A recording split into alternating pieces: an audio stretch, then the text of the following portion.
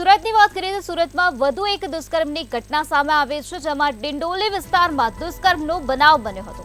પિતાએ જો પુત્રી સાથે દુષ્કર્મ આચર્યું છે, પત્નીને ઘરમાંથી ભગાડીને દુષ્કર્મ આચર્યું છે, તો જાનથી મારી નાખવાની ધમકી પણ આપવામાં આવી છે। તો પિતાએ જ આ પ્રકારનું કૃત્ય કર્યું છે। સુરતના ડિંડોલી વિસ્તારનો આ બનાવ છે, જ્યાં વધુ એક દુષ્કર્મનો બનાવ બન્યો છે। પિતા દ્વારા જ પુત્રી પર દુષ્કર્મ આચરવામાં આવ્યું છે।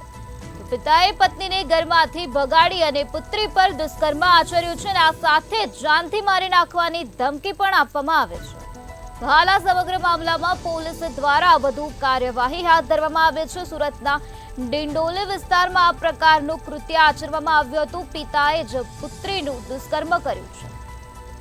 પિતાએ પત્નીને ઘરમાંથી ભગાડી હતી અને ત્યારબાદ પુત્રી સાથે દુષ્કર્મ આચર્યું હતું, અને આ સાથે પુત્રીને જાનથી મારી નાખવાની પણ ધમકી આપવામાં આવે છે। ત્યારે આ બનાવ અંગે દીકરીની માતાને જાણ થતા માતાએ પોલીસ મથકમાં ફરિયાદ નોંધાવી, અને હાલ આ સમગ્ર મામલામાં પોલીસ દ્વારા વધુ તપાસ હાથ ધરવામાં આવી રહી છે। પોલીસ દ્વારા વધુ પૂછપરછ હાથ ધરવામાં આવે છે। ડિંડોલી વિસ્તારનો આ બનાવ છે, જ્યાં દુષ્કર્મનો બનાવ બન્યો। પિતાએ જ પુત્રી સાથે દુષ્કર્મ આચર્યો છે। પિતાએ પત્નીને ઘરમાંથી ભગાડી દીધી અને ત્યારબાદ પુત્રી પર દુષ્કર્મ આચર્યું। આ સાથે પુત્રીને જાનથી મારી નાખવાની પણ ધમકી આપી હતી। ત્યારે આ બનાવ અંગે પુત્રીએ તેની માતાને જાણ કરી, ત્યારે પુત્રીની માતાએ આ સમગ્ર મામલામાં પોલીસ મથકમાં ફરિયાદ નોંધાવી। ત્યારે પોલીસ દ્વારા આ સમગ્ર મામલામાં વધુ તપાસ હાથ ધરવામાં આવી રહી છે।